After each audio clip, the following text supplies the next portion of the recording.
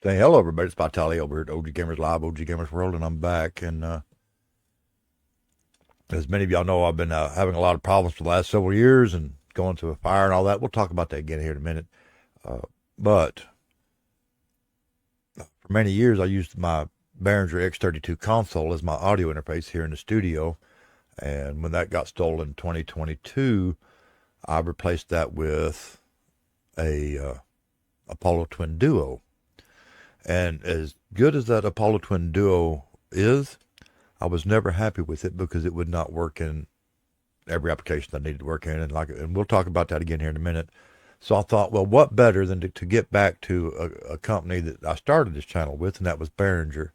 If I remember correctly, way back 15 plus years ago, I reviewed the Behringer FX2000 rack mount FX processor, uh, which I had right up till I got robbed in 2022. So let's take a look at the Behringer Studio XL, and hopefully in the process we'll clear up some misconceptions about it as well. So let's get started.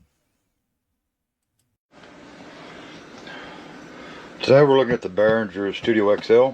We might as well see what all in the box. I don't think it comes with much. I know it comes with a little pamphlet, power supply, and the unit itself. Comes with 3.5 millimeter stereo cable and a USB 3.0 cable. Yeah, so yeah, that's what comes in the box.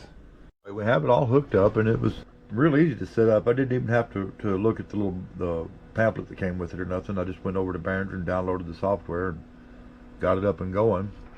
It's working just like it's supposed to over in my Streamlabs now. So yeah.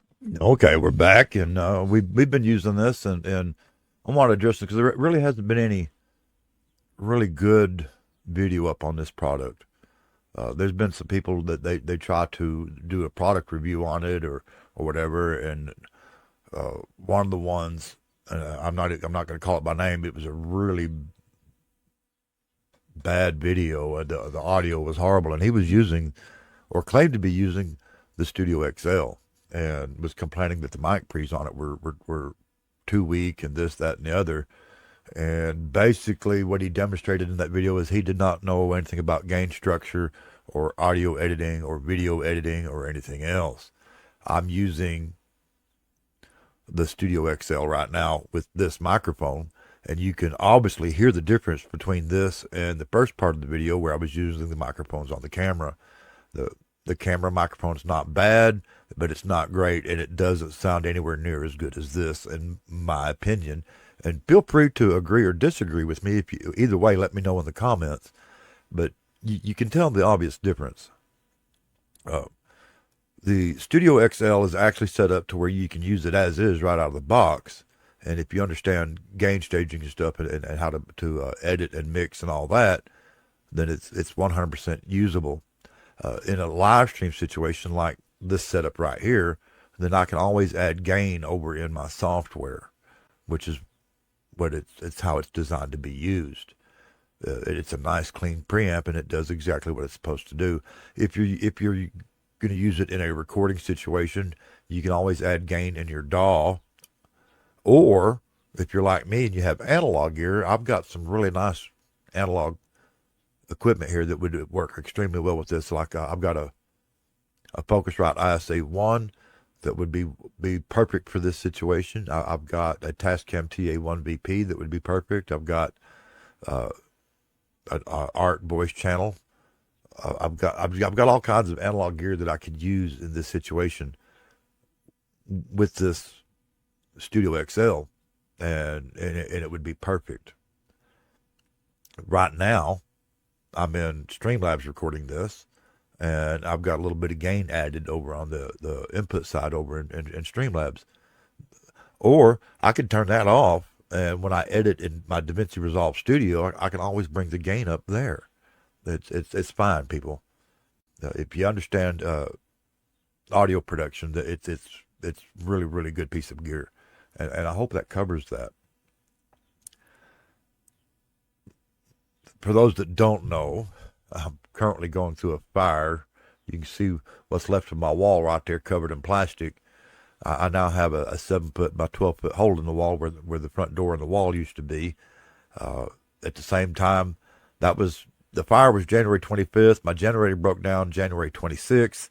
And at the same time, somewhere amidst all this disaster, all my pipes froze and busted. So I'm having a pretty hard time right now.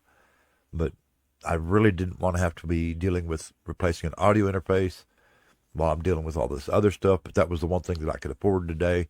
And I went with something that didn't break the bank, which was this Behringer Studio XL. And I don't regret it. It's doing everything that I needed to do at a price that doesn't break the bank. It's got, 6 inputs, 8 outputs.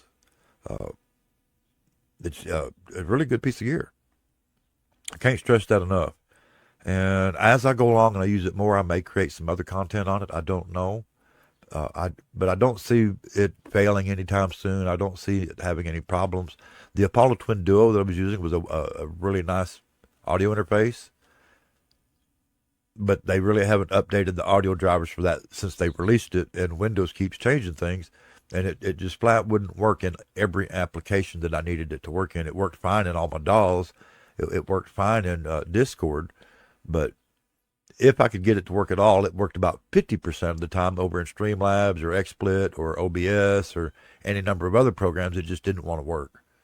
Even with Voice Meter Banana and all that, it was just a real pain in the butt. And I got to where I couldn't afford to keep fighting with it. And I hope it makes sense. So until next time, y'all stay safe wherever you are in the world today, and we're out of here.